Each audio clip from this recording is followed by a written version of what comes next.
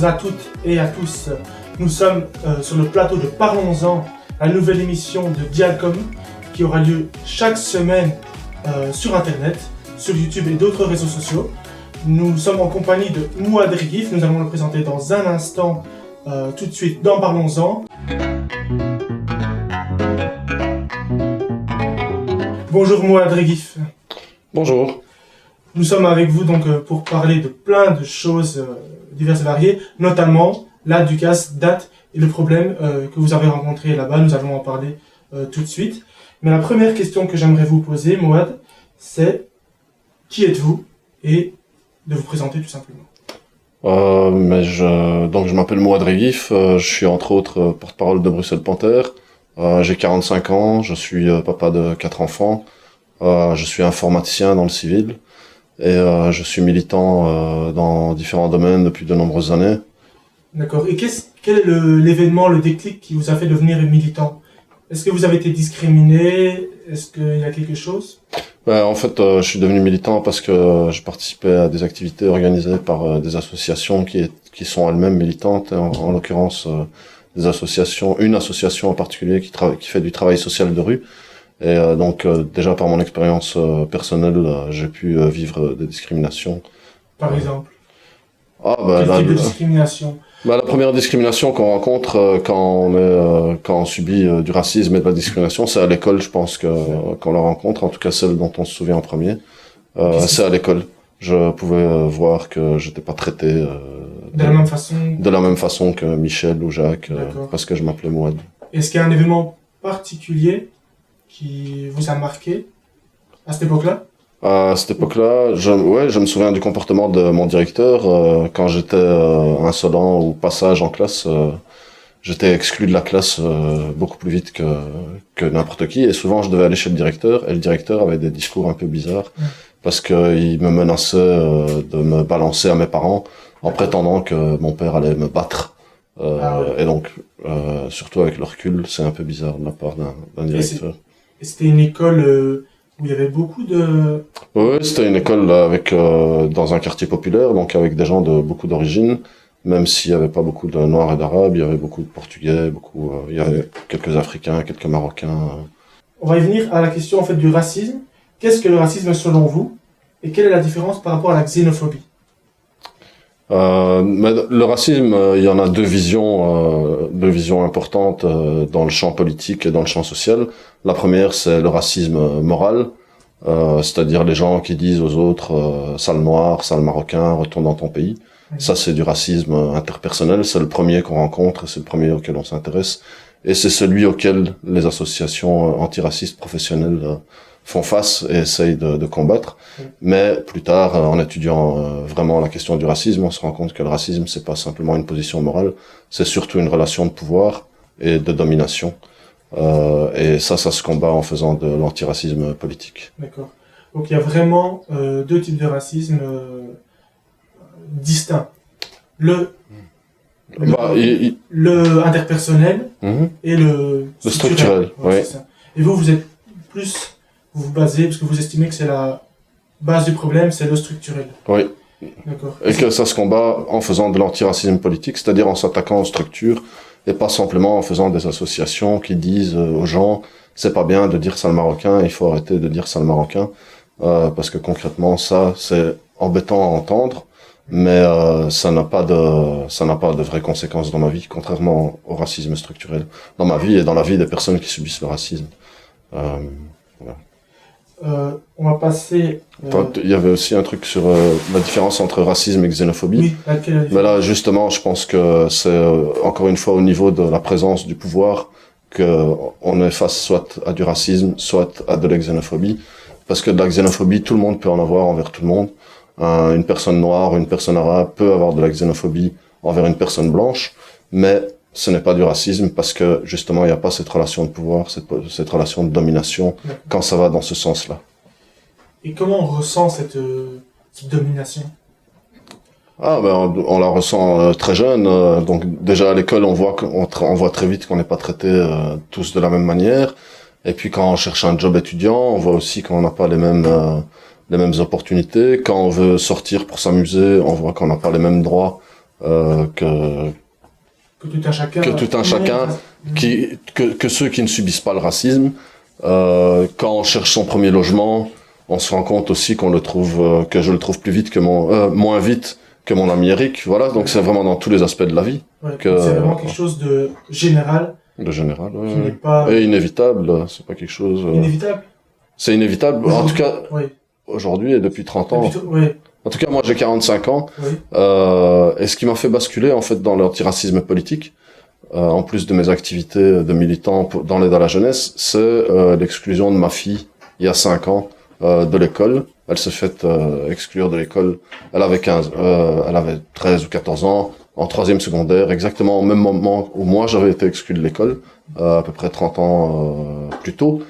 J'ai fait tous les recours disponibles à l'école, ça n'a pas fonctionné.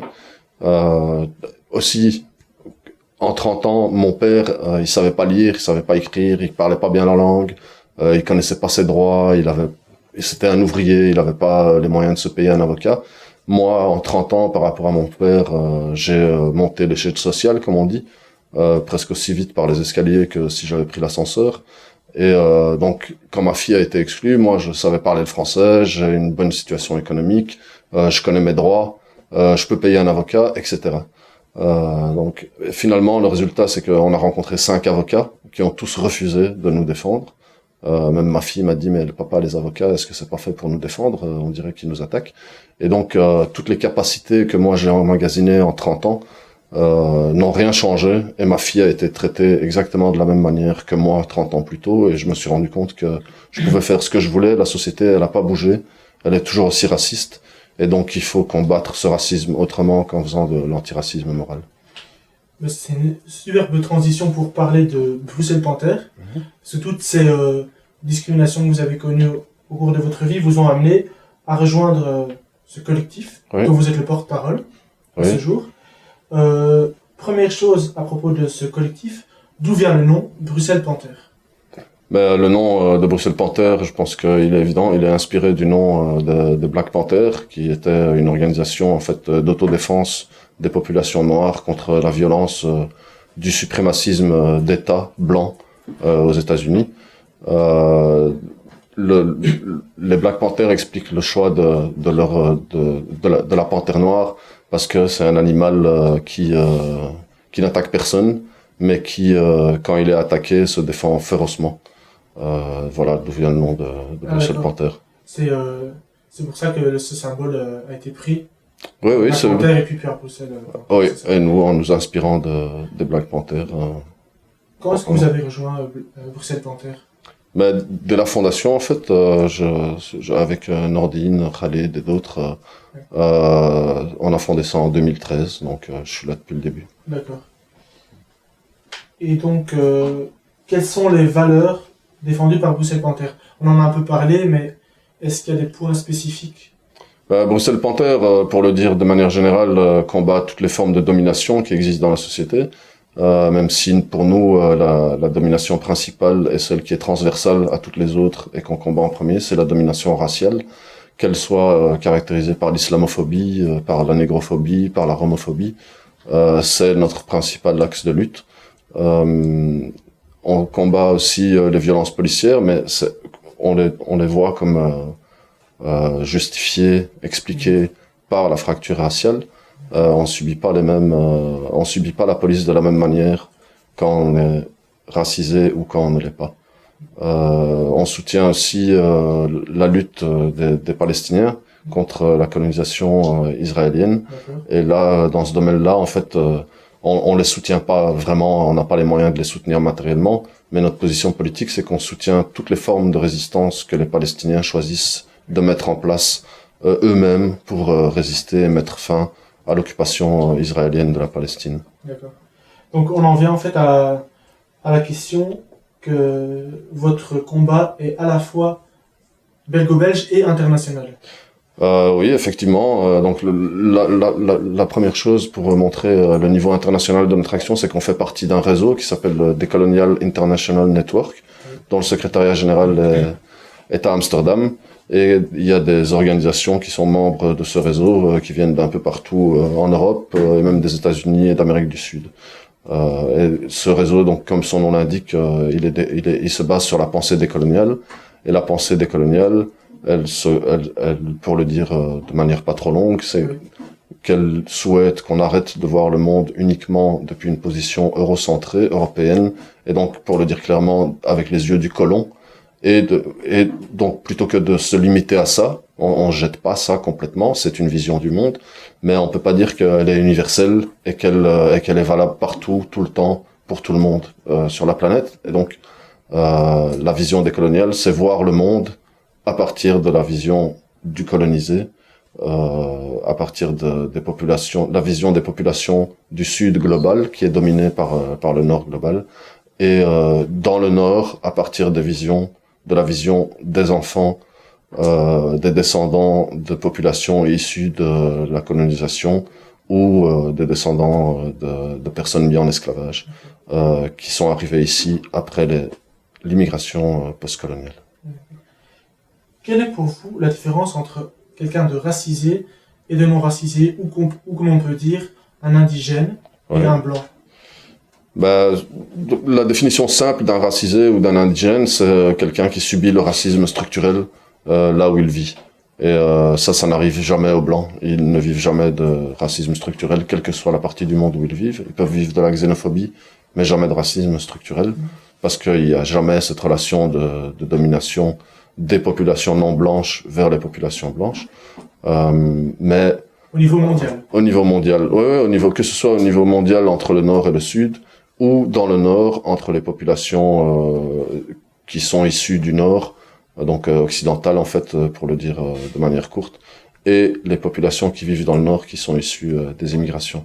Mais pour nuancer un petit peu peut-être cette question de blanc et de non blanc, il y a un peuple en Europe qui est indigène aussi, et pourtant il est physiquement très blanc. Ce sont les Irlandais qui vont fêter leur indépendance, le 100e anniversaire de leur indépendance l'année prochaine. Ça fait pas si longtemps, et ils ont été traités par les Anglais de la même manière que tous les pays qu'ils ont colonisés, c'est-à-dire ils ont été maltraités, ils ont été tués, ils ont été exploités, ils ont été voilà. Donc les Irlandais ont été en tout cas des indigènes très longtemps et le sont encore beaucoup. On peut le voir avec le très haut niveau de soutien que la cause palestinienne reçoit en Irlande.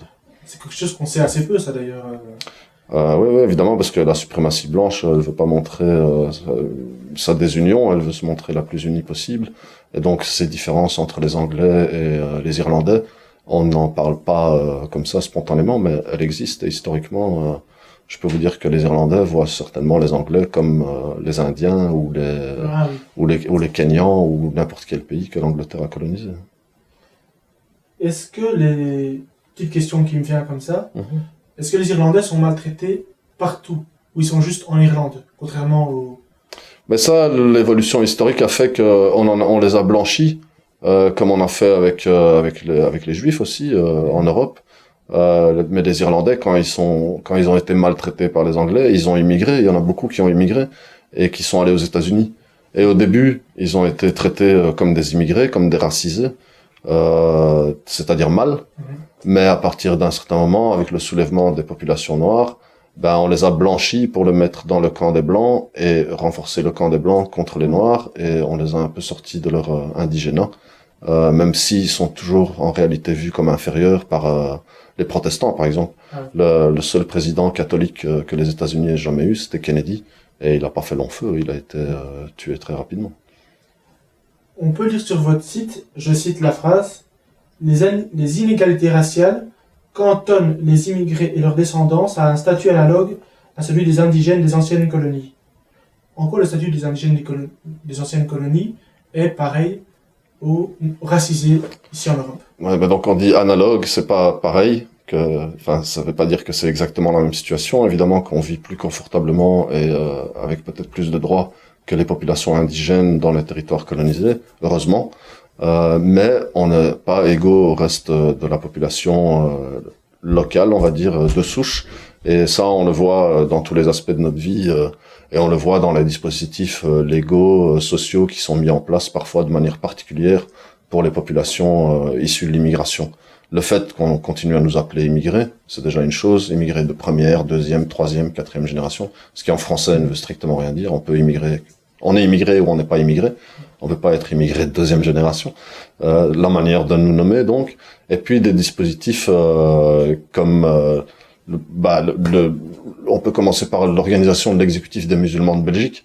Dans un État où on n'organise pas la religion, c'est un exécutif qui a été organisé par l'État belge et mis en place par l'État belge. Sur votre site, on peut lire la phrase suivante que je cite. Les inégalités raciales cantonnent les immigrés et leurs descendants à un statut analogue à celui des indigènes dans les anciennes colonies. Qu'entendez-vous et je veux dire, quel est le point commun entre indigènes dans les colonies et racisés ici en Belgique ou en Europe? Le premier point commun, c'est qu'il y a une terminologie différente pour nous qualifier. Dans les colonies, il y avait les indigènes et les non-indigènes, les colons. Et ici, il y a les deux souches, comme on les appelle, oui. Les souchiens, pour utiliser un néologisme qui est maintenant accepté et admis. Oui. Et nous, on est ici immigrés de deuxième génération, immigrés de troisième génération, on est immigrés pour toujours. Où on est musulman, où on est noir, mais on n'est jamais simplement des simples citoyens. Donc cette analogie aussi de traitement entre l'époque coloniale et ce que subissent les populations racisées aujourd'hui dans les pays du Nord, on peut la voir aussi dans différents dispositifs sociaux, politiques, juridiques, policiers, auxquels sont soumis les populations indigènes donc. Et auxquels ne sont pas soumis les populations locales légitimes. On peut donner comme exemple, par exemple, la mise en place des contrats de sécurité en 1992 sur sur les 7 communes du Croissant Pauvre à Bruxelles et sur la commune d'Ixelles, qui sont mises en place. C'est des contrats de sécurité, c'est des moyens qui sont donnés à la police pour mettre en place de la sécurité qu'on appelle situationnelle, donc mettre plus de caméras, mettre plus de gardiens de la paix, mettre plus de policiers dans la rue, etc. en 1992, après les émeutes de forêt. Là, on voit que c'est consacré à un territoire bien précis. Et un des critères de choix, c'est les populations qui se trouvent sur ces territoires, et c'est les populations qu'on qualifiait à l'époque soit d'immigrés, soit de Nord-Africains, soit de Maghrébins, soit d'immigrés de deuxième génération, etc. Mais jamais de simples citoyens. Un autre exemple de politique spécifique administré aux racisés, c'est le plan Canal, qui a été mis en place après les attentats. Là aussi, on voit bien que c'est un certain type d'ASBL, un certain type de population sur un territoire bien limité, qui sont soumis à cette réglementation, et à ces procédures, à ces perquisitions, à ce qui est presque l'équivalent de l'état d'urgence en France. C'est très limité et c'est pas administré au reste de la population. Un troisième exemple de gestion coloniale des populations immigrées, là, en ce qui concerne les musulmans, c'est le rôle qu'a joué l'État belge, alors qu'il est censé être neutre, dans l'organisation, dans la création et l'organisation de l'exécutif des musulmans de Belgique. Ça c'est pas fait de manière spontanée par les musulmans, puisque les musulmans n'ont pas de clergé normalement. Donc là, on leur a imposé, pour les financer, de créer un exécutif, et ça a été fait selon les modalités de l'État belge, et donc là concernant uniquement les musulmans, et c'est différent du traitement des autres citoyens aussi. Ah oui. Parce que les autres catégories, les autres religions, les autres représentants d'autres religions n'ont pas ça. Ils ont déjà un clergé, et les autres religions étaient déjà organisées avant, parce qu'elles ont un clergé ou des organes représentatifs qui existaient déjà. Ouais, l'Église, par exemple. L'Église, avec les diocèses, les archevêques, etc., toute la hiérarchie ecclésiastique, c'était déjà organisé depuis presque 2000 ans. Ouais. Donc, c'était déjà là quand on a mis en place la neutralité de l'État belge. Et donc, il y a une routine depuis longtemps. Et l'État ne s'occupe pas de la manière dont le culte catholique est géré en Belgique. Un autre fait d'actualité raciste, selon Bruxelles Panthère et vous, c'est la Ducasdate. La Ducasdate a eu lieu le 25 août 2019, il y a maintenant deux semaines. Bruxelles Panthère s'est opposé publiquement au personnage du Sauvage. C'est un personnage grimé de noir. Pourquoi vous êtes-vous opposé à ce personnage folklorique plutôt local qu'à vos combats, qu'à la préoccupation de vos combats en général, c'est-à-dire le logement, l'accès au logement, l'emploi, les discriminations, etc., les violences policières? Bah, je vais essayer d'expliquer parce qu'il y a des liens entre tout ça. C'est pas deux choses. La lutte contre le blackface du Sauvage Date et la lutte contre les discriminations au logement, l'emploi, etc., c'est totalement lié. C'est pas deux choses différentes. Alors pourquoi hâte? En fait, on se bat contre la négrophobie. C'est un de nos axes de combat pour Bruxelles Panthère. C'est un des racismes que l'on combat. On a découvert un personnage, enfin pas un personnage, plusieurs personnages l'an dernier dans une petite Ducasse près de Hatt à Lessines, à 2 acres. Ça s'appelle la Ducasse des Culants. Et là ils organisaient chaque année une parade qui s'appelle la sortie des nègres.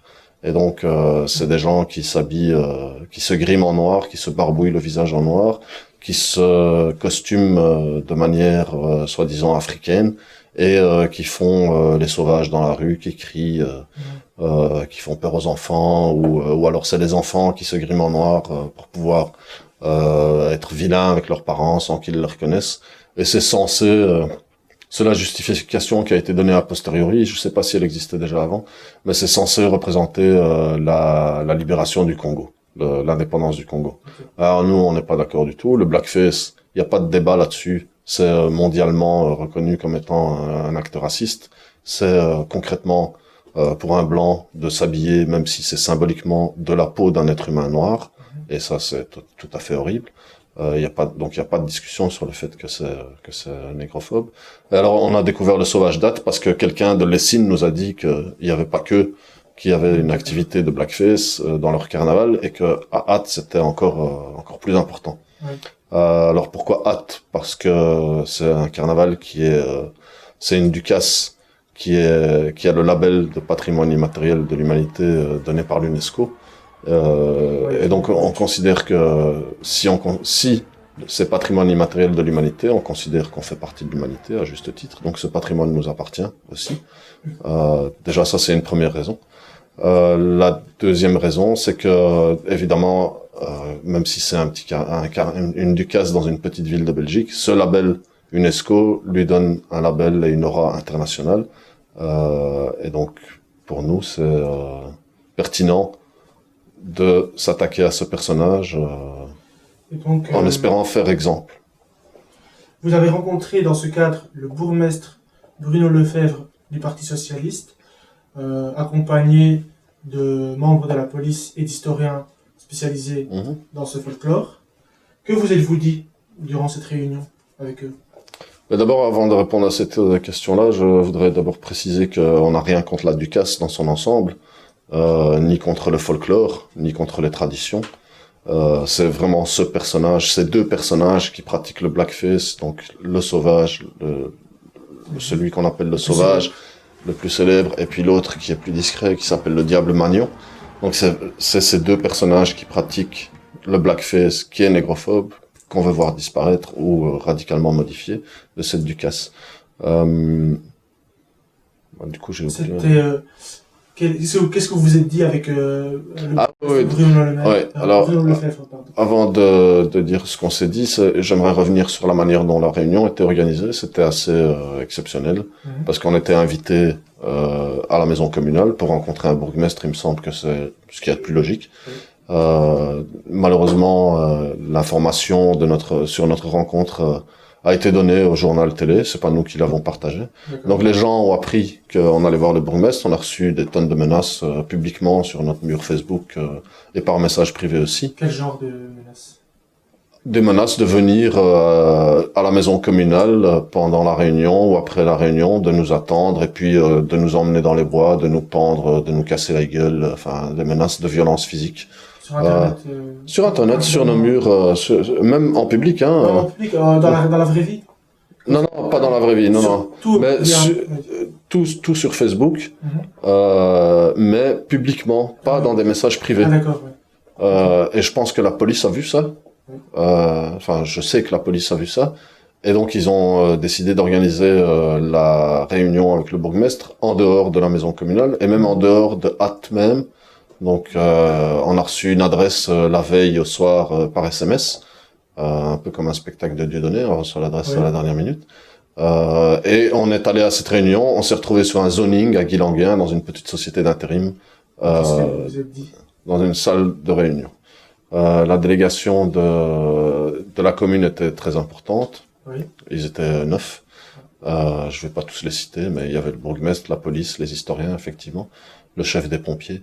Ah oui, d'accord. Euh, Donc c'était... ouais, on avait toute Ils ont la sorti commune, la- le chef de l'administration, les chefines du folklore, enfin tout le monde.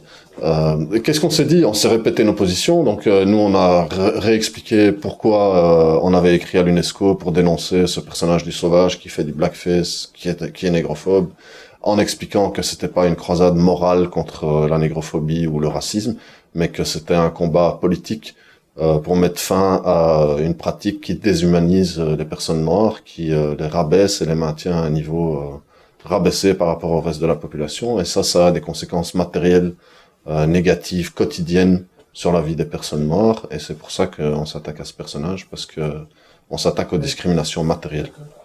Alors que de l'autre côté, les historiens et le bourgmestre nous ont critiqué sur notre méthode et ont tenté de nous expliquer que Hâte est une espèce de bulle où Oui. le racisme n'existe pas, qu'ils adorent leur personnage, que c'est lui le chef,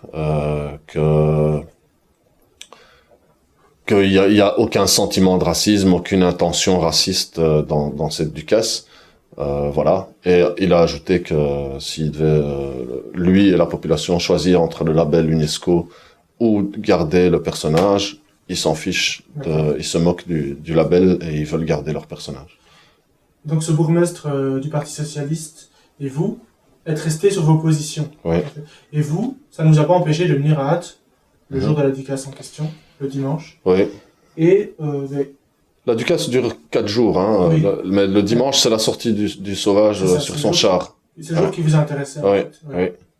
oui. Et vous vous êtes rendu à Hâte, seul. Oui, Qu'avez-vous oui. fait sur place? Mais donc, le jour de la réunion, le bourgmestre a réitéré son interdiction pour nous de nous rendre à Hâte. Ah, c'était Moi, dit. j'ai répété mon intention d'y aller. Enfin, j'ai répété qu'on n'annulait pas notre intention d'y aller, qu'il prenait ses responsabilités et que je prendrais les miennes. Ouais. Et donc, on a décidé, Bruxelles-Panthère, on a décidé ensemble que dimanche, j'irai seul, sans tract, sans calicot, sans banderole, sans intention de manifester. Juste prendre les hatois qui nous l'ont proposé au mot. Et donc, on nous a critiqué en nous disant qu'on savait pas de quoi on parlait, que la Ducasse, il fallait la vivre pour la comprendre, Oui. etc. Donc, j'ai décidé de les prendre au mot.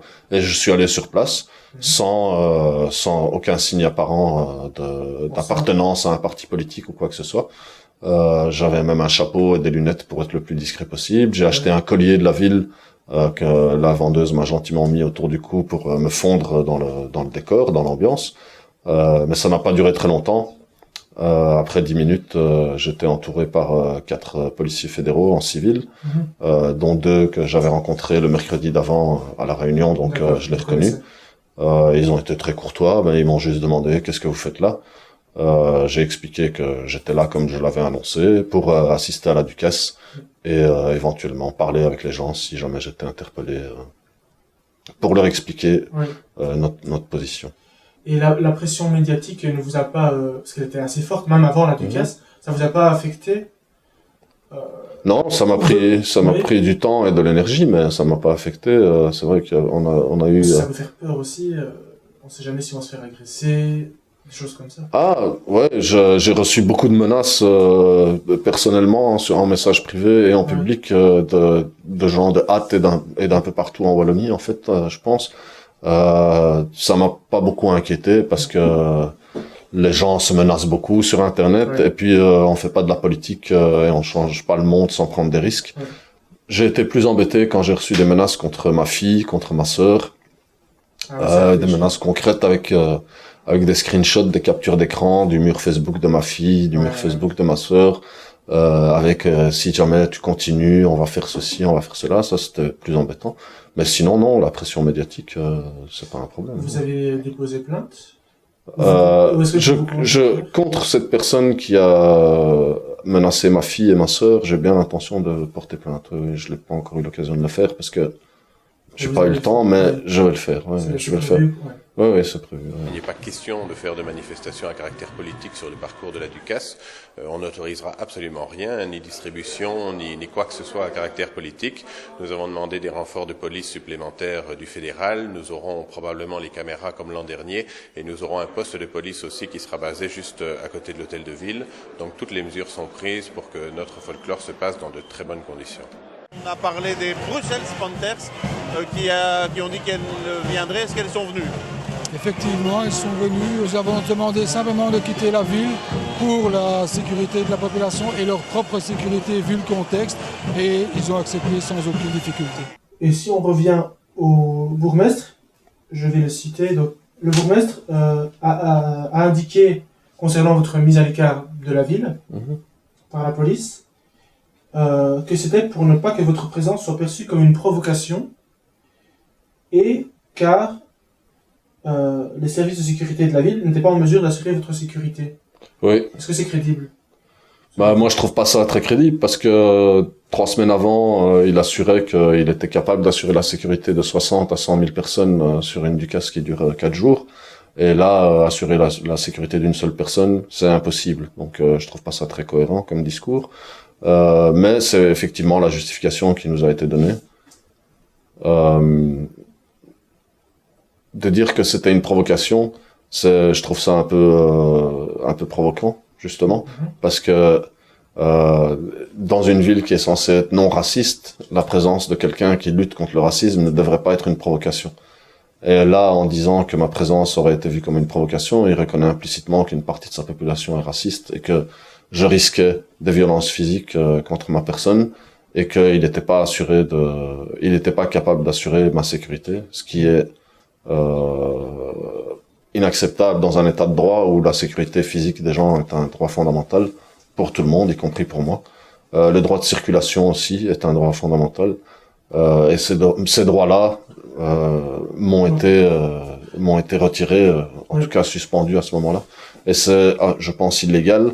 Mais évidemment, là, on est dans une situation de pot de terre contre pot de fer. On va pas prendre un avocat et se ruiner pour poursuivre une ville qui a beaucoup plus de moyens que nous, quelle que soit sa taille. Et on a d'autres choses à faire que de perdre notre temps dans des tribunaux. Avez-vous été insulté par des gens sur place ou agressé? Non, les policiers ont été très efficaces. Et puis moi, même si j'essayais d'être le plus discret possible avec mon chapeau, mes lunettes et mon collier, je me suis quand même mis en face de l'hôtel de ville. Et donc, j'étais pas très difficile à repérer. Les policiers m'ont repéré avant qui que ce soit d'autre dans la population. Donc non, j'ai pas eu d'insultes ni de coups. Est-ce que vous avez pu voir le sauvage ce jour-là? Non, malheureusement, non. J'ai été exfiltré, exclu de la cité, exclu hors des murs de la ville, comme les journaux locaux ont écrit, avant le début de la parade, et donc j'ai absolument pas pu y assister, malheureusement. Ce sera pas pour cette année. Et j'espère que je ne pourrai jamais y assister. Ah. Parce qu'il y aura plus de sauvages. Ah. Pour vous, cette exclusion de la ville, quasiment manu militari, est-ce que c'est synonyme que le combat est perdu au sujet du sauvage, ou pas? Non, pas du tout, parce que là, le combat, il est perdu au niveau de l'état de droit, puisque mes droits fondamentaux de circuler et d'être présent où je veux dans mon pays ont été bafoués. Donc là, c'est l'état de droit qui a perdu, mais certainement pas notre combat. Non, notre combat, il se mène contre le blackface et pas principalement pour ma présence à Hâte, ça n'a pas beaucoup d'importance. Et on compte bien suivre le dossier avec l'UNESCO et les autorités si on nous y invite pour continuer à travailler à l'évolution radicale, voire à la disparition de ces personnages négrophobes. Concernant l'UNESCO justement, comment est-ce que vous prenez la parole du bourgmestre qui a dit qu'il préférait conserver le personnage du sauvage et l'autre, le diable Magnon, plutôt que de rester et avoir le patronyme de patrimoine immatériel de l'UNESCO pour la Ducasse d'Ath? Qu'est-ce que ça vous fait? Bah, je trouve ça affligeant de sa part. Pour un bourgmestre socialiste, progressiste, dont le parti prône soi-disant la lutte contre le racisme, de dire qu'il préfère qu'il tient à garder ce personnage négrophobe par tous les moyens nécessaires. Je trouve ça affligeant de perdre le label de patrimoine immatériel de l'humanité, qui est intéressant pour la Ducasse, mais qui est aussi intéressant pour la Wallonie, pour la Belgique. C'est l'image de la Belgique aussi dont il s'agit dans le monde. Et c'est vraiment, je trouve pas d'autre mot, c'est atterrant et affligeant de s'accrocher comme ça à son racisme par tous les moyens nécessaires. Je le déplore, oui, très fortement. Je n'ai pas peur, mais il faudra probablement défendre le sauvage.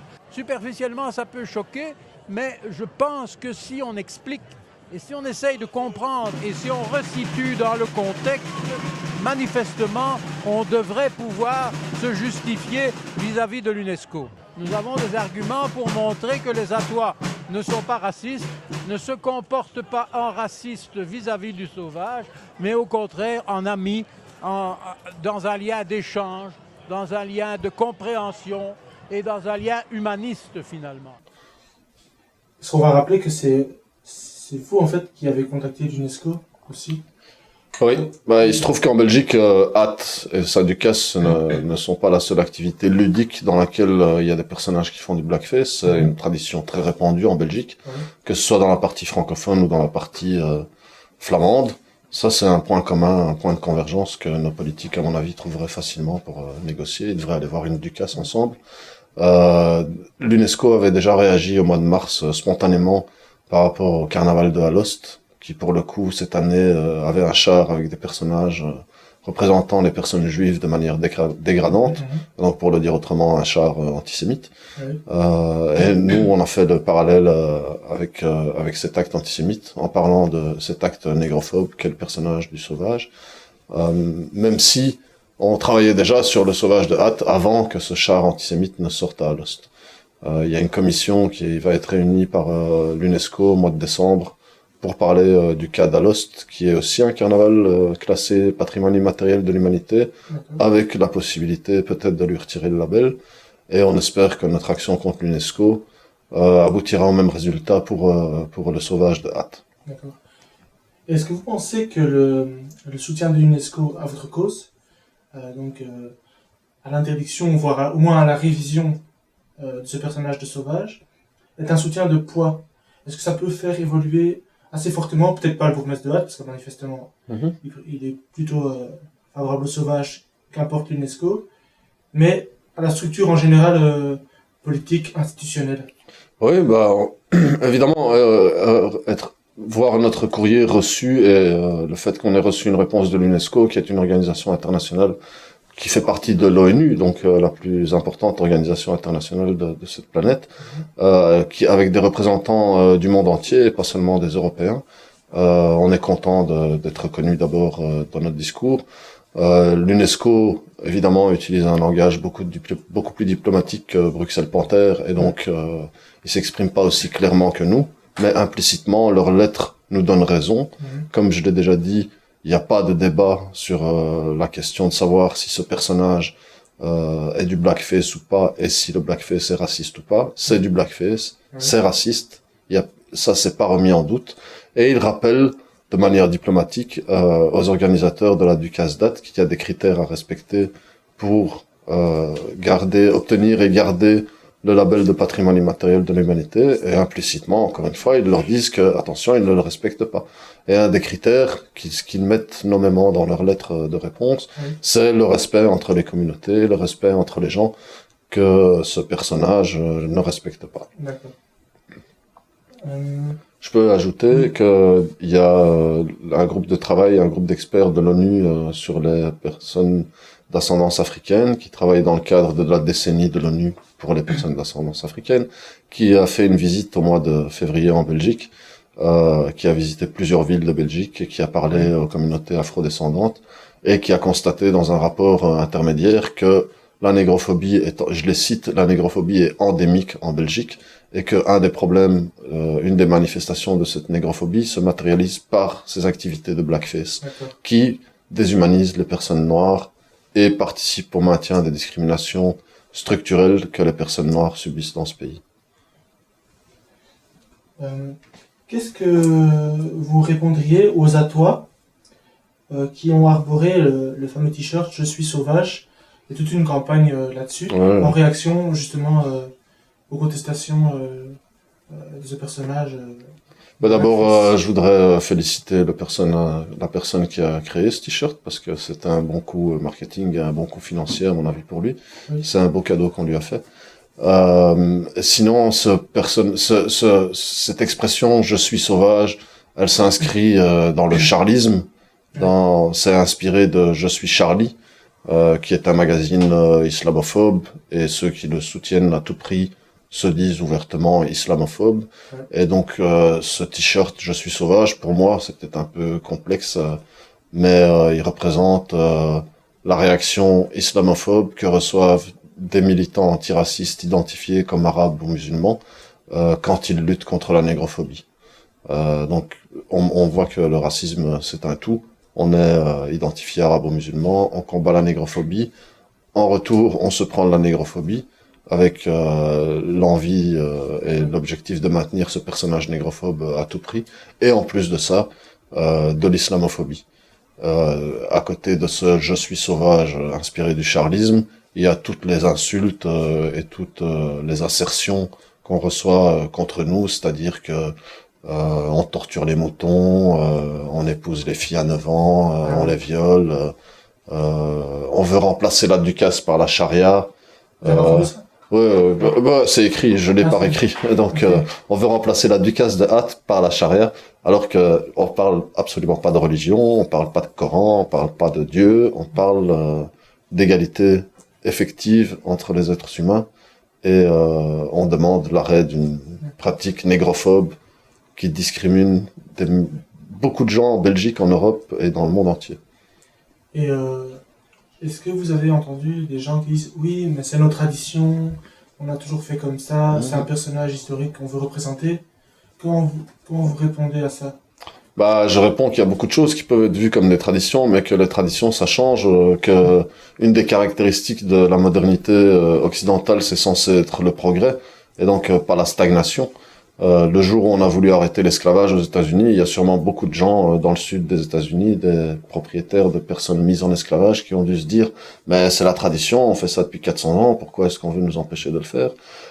Pour prendre un autre exemple, jusqu'au début des années 70, une femme en Belgique pouvait pas ouvrir un compte en banque sans la connaissance ou l'accord de son mari. C'était la tradition.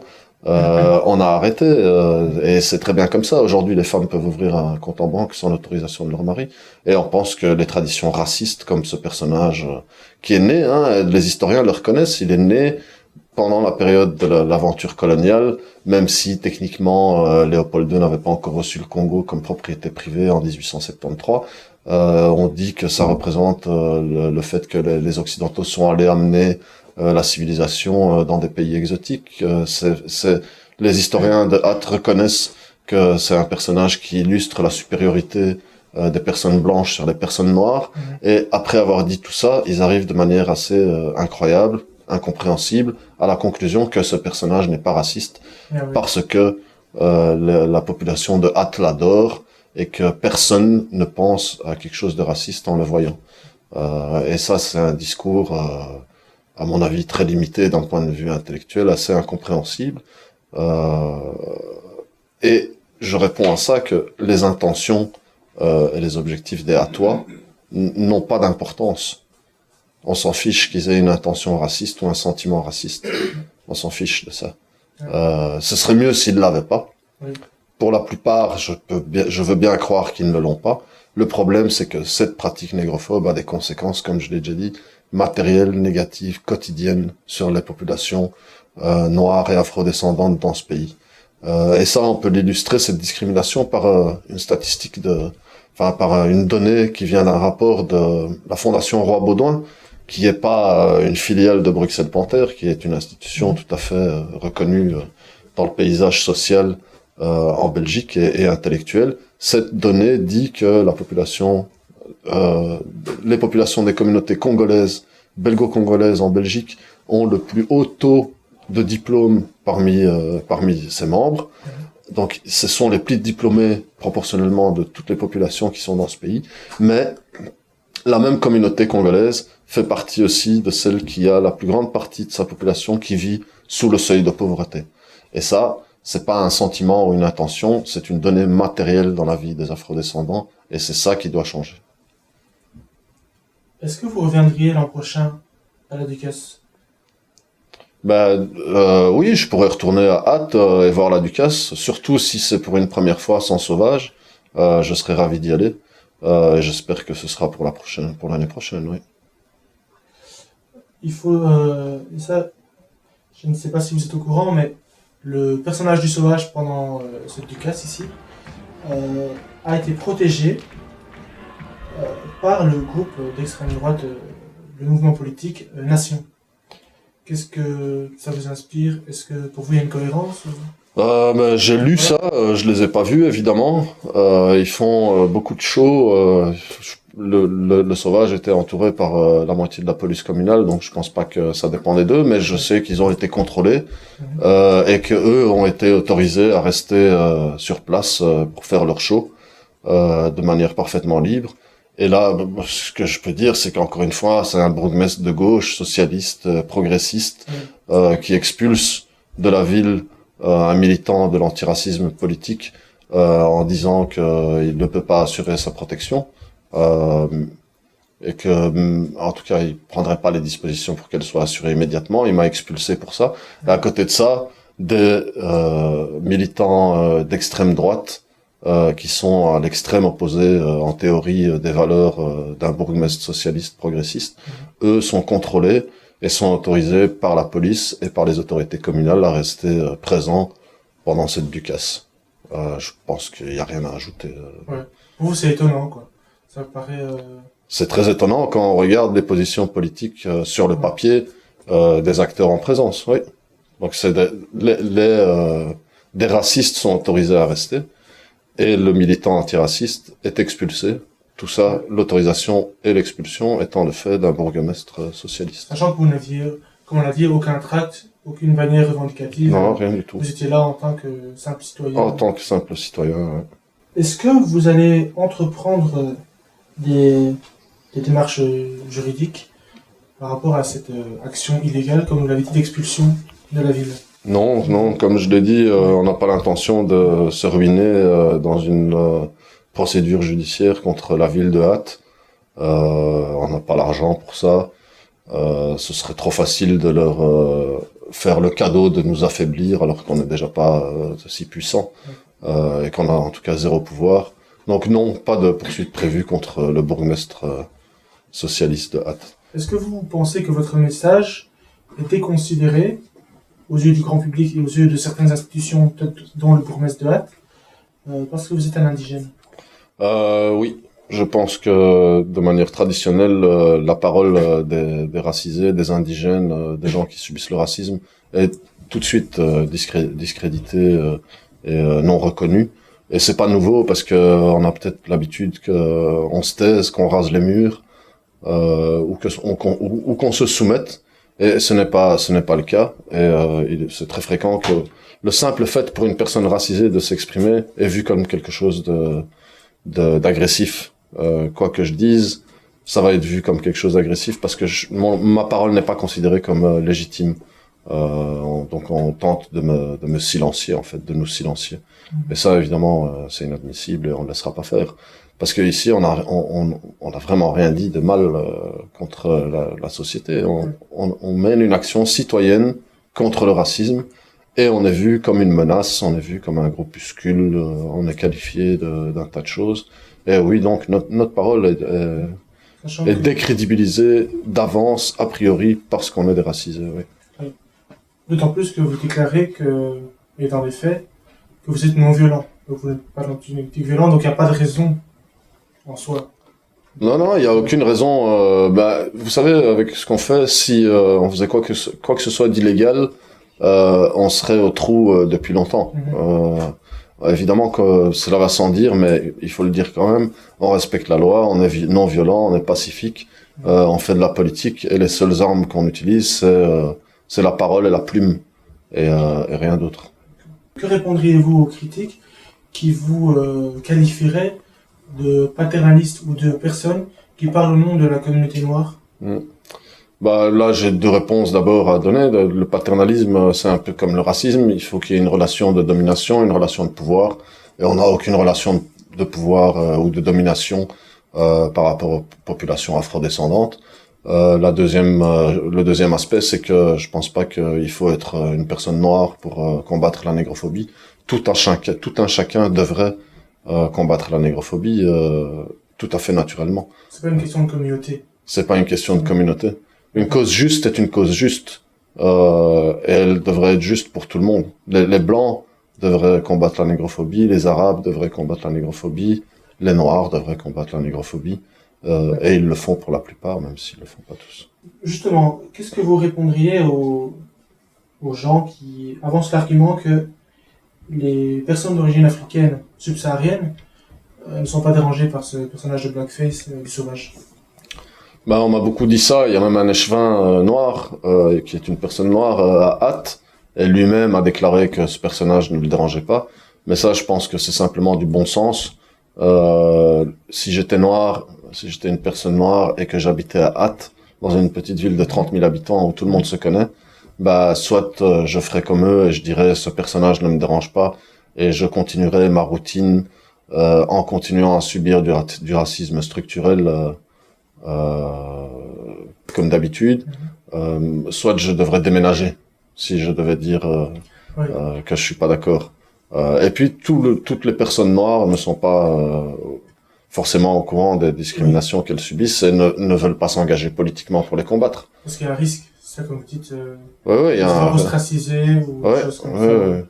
Quelles alternatives, on en a peut-être déjà un peu parlé, mais on va peut-être un peu creuser la question, quelles alternatives pourrait y avoir pour régler, entre guillemets, ce personnage de Sauvage? Bah, le personnage du Sauvage, comme on l'a répété plusieurs fois, il doit soit disparaître, et en tout cas, il doit disparaître sous cette forme-là. Il peut pas garder ce costume-là, cet accoutrement-là, ce comportement-là, et le grimage, le barbouillage en noir, en personne noire. Ça, c'est une formule qui doit disparaître. Alors, on peut le faire en bleu, comme un gros schtroumpf, ou on peut le faire en mauvais blanc et jaune, aux couleurs de la ville, mais le grimage, donc c'est-à-dire le blackface, c'est-à-dire le fait de se costumer symboliquement de la peau d'une personne noire, ça doit cesser dans tous les cas, que ce soit pour le diable, Magnon ou pour le Sauvage.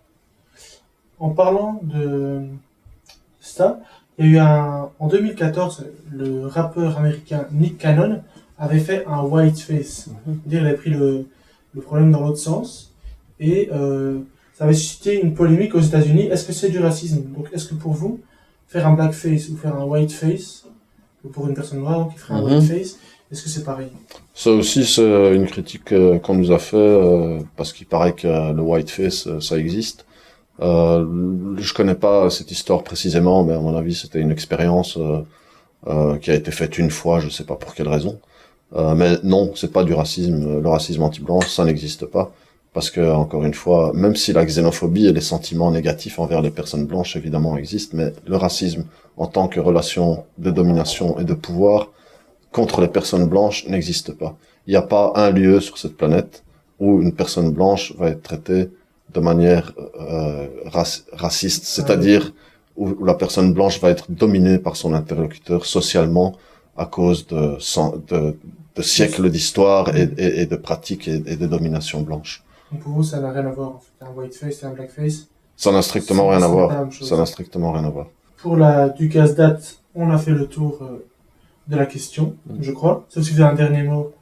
Ah oui, peut-être un récapitulatif. Bah, une petite conclusion en disant, en reprenant des aspects que j'ai déjà mentionnés, c'est-à-dire que c'est un épisode où on est dans une zone plutôt ouvrière, qui vote beaucoup à gauche, avec un bourgmestre socialiste depuis des décennies sans doute, avec une certaine définition du socialisme en Belgique, du socialisme francophone, un certain discours qui est celui du Parti socialiste en Belgique.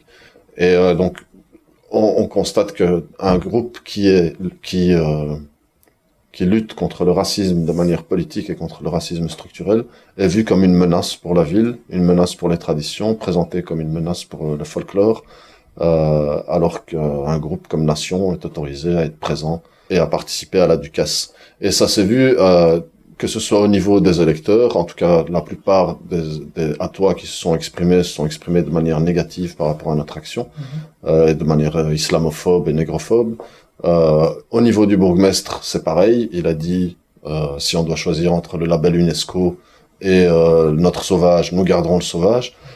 Et on peut même monter encore un niveau plus haut, c'est-à-dire au niveau de Rudy Demotte, encore un socialiste, qui lui est ministre-président de la communauté française, donc c'est mon ministre-président à moi aussi en tant que bruxellois francophone, qui, dans d'autres termes, en utilisant des termes pseudo-intellectuels et en utilisant des noms d'auteurs, donc dans un autre discours que la population, le bourgmestre, tient exactement les mêmes propos en disant que notre demande est illégitime et il ne fait rien non plus contre la présence de l'extrême droite pendant la Ducasse. Voilà, c'est à tous les niveaux du Parti socialiste. Et ça, c'est, je pense, le plus effrayant, parce que on aurait le Vlaams Belang en face de nous, on serait pas étonné d'avoir un discours qui défend une pratique raciste dans les faits. Alors, mais là, on a affaire à la gauche, et la gauche, normalement, n'est pas raciste, et voilà. Elle est censée lutter contre le racisme et pour l'égalité entre tous les êtres humains. Il y a un aspect internationaliste aussi au Parti socialiste. Et là, ce qu'on voit, c'est tentative de censure et expulsion d'un militant antiraciste et maintien d'une activité négrophobe et accord pour que des militants d'extrême droite participent et soient présents pendant la Ducasse. Donc pour vous, le combat continue. Oui, évidemment, le combat continue. On va passer à un autre sujet qui a eu lieu aussi récemment. C'est l'affaire du jeune Mehdi qui s'est fait renverser par la police, par une voiture de police près de la gare centrale. Quel est votre avis? Quelle est votre position? La position de Bruxelles Panther, d'abord, la première chose, c'est qu'on apporte tout notre soutien à la famille de la victime. On regrette profondément le décès d'un jeune homme de 17 ans qui méritait sûrement pas de mourir. On nie on pense en tout cas que le terme d'accident ou de bavure ne sont pas adéquats, parce que un accident ou une bavure, ça arrive de temps en temps, alors que les violences policières, du contrôle aux faciès, aux insultes, à la violence physique, sont endémiques et arrivent beaucoup trop souvent, aboutissent à la mort de jeunes noirs et de jeunes arabes. Donc ça, c'est notre position. On regrette cette violence policière, elle vient du racisme structurel, du racisme d'État, dont la police est le bras armé. Pour réagir à ça, en plus de soutenir la famille et d'écouter ce dont ils ont besoin, on a organisé avec deux autres collectifs, dont la Nouvelle Voix anticoloniale, un rassemblement place de l'Europe devant la gare centrale pour dire notre soutien à la famille et pour dénoncer le caractère systémique et endémique de ces violences policières. Et on pense que ça devrait être reconnu comme un problème structurel, ces violences policières, et arrêter d'être niées en étant qualifiées de bavure ou d'accident. Et une des manières de peut-être reconnaître ces violences policières et de reconnaître le mal qui est fait à des familles entières, c'est de faire une plaque commémorative, soit individuelle, soit collective, pour les victimes de ces violences policières. Bruxelles Panther, en fait, le combat des violences policières est très prégnant. C'est un des axes principaux de notre lutte politique, parce que c'est ce que subissent les habitants des quartiers populaires dès leur plus jeune âge et sans limite d'âge. En fait, c'est la présence importante des policiers et leur comportement inacceptable envers les jeunes.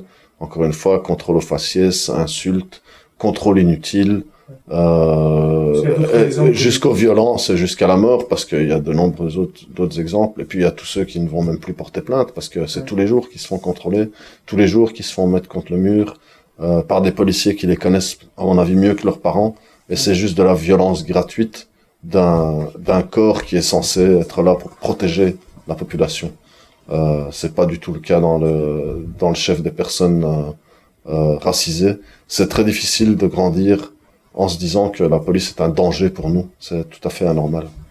On arrive à la fin de l'émission. Mouad, avez-vous un dernier mot sur le sujet du racisme, dont on a beaucoup traité aujourd'hui, ou sur un autre sujet qui vous tient peut-être à cœur à titre personnel ou au niveau de Bruxelles Panthère? Ce que je peux encore une fois répéter que le racisme est un problème social structurel qui a des conséquences graves sur la vie de millions de citoyens, ou en tout cas de centaines de milliers de citoyens en Belgique, que ça commence dès l'enfance et que ça se passe durant toute la durée de la vie des personnes racisées. On les a déjà cités, hein, violence policière, discrimination à l'emploi, discrimination au logement, discrimination au loisir, discrimination dans tous les aspects de la vie. Et on aimerait que les politiques qui sont des professionnels et les antiracistes professionnels aussi se rendent compte de ce problème qui est structurel, arrêtent de le combattre de manière simplement morale et mettent en œuvre les moyens nécessaires pour y mettre un terme définitivement le plus tôt possible. Pour vous, peut-être une question subsidiaire, la solution viendra-t-elle du bas ou plus du haut? C'est-à-dire les citoyens ou plus de la sphère politique? Elle doit venir des deux côtés. L'un influence l'autre. À mon avis, la solution, c'est pas, on réinvente pas l'eau chaude. La solution, par exemple, par rapport à la négrophobie, c'est que dans ce pays, on enseigne l'histoire de la colonisation de manière convenable, c'est-à-dire en tenant compte de la réalité historique.